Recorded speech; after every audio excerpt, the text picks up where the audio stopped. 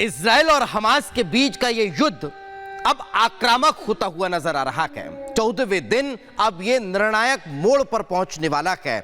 वो इसलिए कहा जा रहा है क्योंकि लगातार जो तैयारियां हैं अब वो ग्राउंड ऑपरेशन की है, और ग्राउंड ऑपरेशन की तैयारियों से पहले खुद Israeli PM Benjamin Netanyahu border पर पहुंचे, टैंकों की तैनाती के बीच अपने सैनिकों से मुलाकात की और जवानों की हौसला अफजाई कर उनसे सीधा संवाद किया। देखिए रिपोर्ट।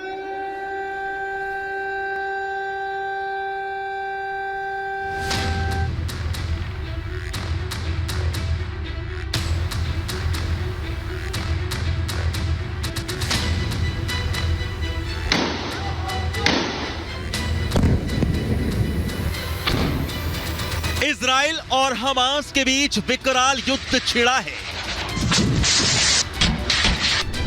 इजराइल ने कसम खाई है हमास का नामो निशान मिटा देने की। हमास के कब्जे वाली गाजा पट्टी पर इजरायली सेनाएं खतरनाक हथियारों के साथ आतंकियों के ठिकानों को चुन चुन कर तबाह कर रही हैं। हमास आतंकियों के कई सौ ठिकाने खंडर कर दिए गए हैं। हमास के खूंखार कमांडर्स को तेज तर्रार इजरायली फौजें एक एक कर ढेर करती जा रही हैं। बस इजराइल का मकसद एक है, ऑपरेशन आयरन स्वॉर्ड की कामयाबी, यानी फिलिस्तीनी आतंकी संगठन हमास का जड़ से खात्मा। और इसलिए खुद इजराइल के प्रधानमंत्री बेंजामिन नेतन्याहू महायुद्ध के 13वें दिन अपनी सेना का हौसला बढ़ाने के लिए मैदाने जंग में पहुंचे, जहां नेतन्याहू ने गाजा के पास गोलानी ब्रिगेड के सैनिकों से मुलाकात की। गाजा पर ग्राउंड ऑपरेशन से पहले इजरायली जवानों का हौसला बढ़ाया। इसके साथ ही नेतन्याहू ने ग्राउंड ऑपरेशन की तैयारियों का जायजा भी लिया।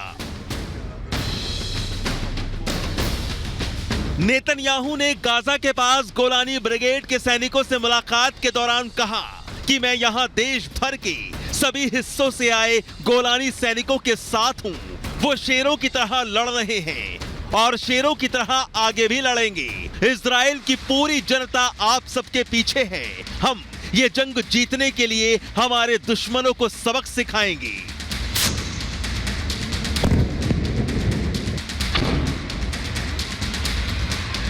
आपको बता दें कि गोलानी ब्रिगेड इजरायली सेना की सबसे ज्यादा सुसज्जित पैदल सेना यूनिट्स में से एक है। गोलानी ब्रिगेड ने इजराइल के सभी युद्धों में हिस्सा लिया है। वहीं दूसरी तरफ इजराइल के रक्षा मंत्री योआव गैलेंट ने भी गाजा पट्टी के पास दक्षिणी इजराइल में सैनिकों से मुलाकात की। इस दौरान गैलेंट ने इजरायली फौज का जोश बढ़ाते हुए कहा कि अब वो जल्द ही गाजा को भीतर से देखेंगे। 14 दिन से जारी इजराइल और हमास के बीच युद्ध में दूसरा मौका था जब इजरायली प्रधानमंत्री नेतन्याहू अपनी सेना के जवानों में जोश भरने के लिए गाजा आए थे। दरअसल आतंकी संगठन हमास का विक्टिम कार्ड दुनिया में नहीं चला। गाजा में अल अहली अस्पताल पर हमले को लेकर हमास एक्सपोज हो गया। जिस हमले का आरोप हमास इजराइल पर मढ़ रहा था, उस पर इजराइल को क्लीन चिट मिल गई, जिसके बाद हमास हिजबुल्लाह समेत कई अरब देश बौखला गए।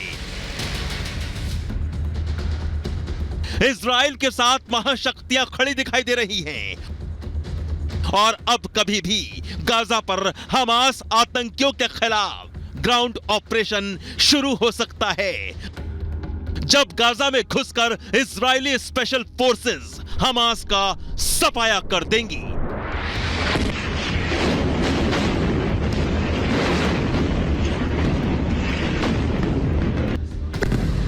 Bureau report, Republic Bharat.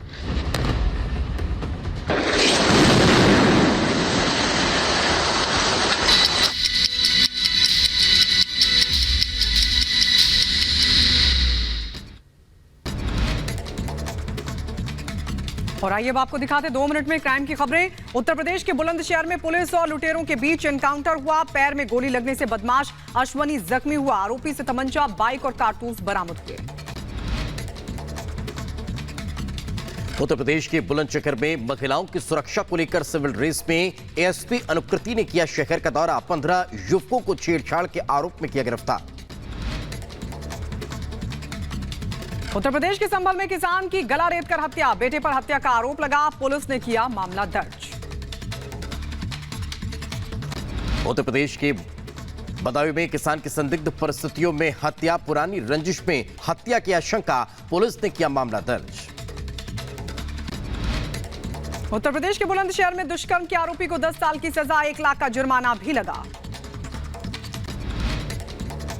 Uttar Pradesh के बुलंदशहर में डाकखाने का डाक सहायक गबन के आरोप में गिरफ्तार हुआ। निष्क्रिय खातों में 29 लाख गबन का आरोप है। मध्य प्रदेश के बड़वानी में अवैध शराब निर्माण पर बड़ी कार्रवाई, 180 लीटर महुए के शराब बरामद हुई, 20 क्विंटल लहन भी किया गया जब्त। उत्तर प्रदेश के अंबेडकर नगर में दबंगों ने युवकों को जमकर पीटा, कर पिटाई का वीडियो वायरल हुआ। यूपी के सुल्तानपुर में बर्थडे पार्टी में चली गोली, पैर में गोली लगने से युवक हुआ जख्मी, पुरानी रंजिश में गोली चलने का मामला। उत्तर प्रदेश के रायबरेली में मोबाइल चुराते हुए महिला की करतूत सीसीटीवी में कैद हुई, पुलिस फुटेज के आधार पर महिलाओं की तलाश कर रही है।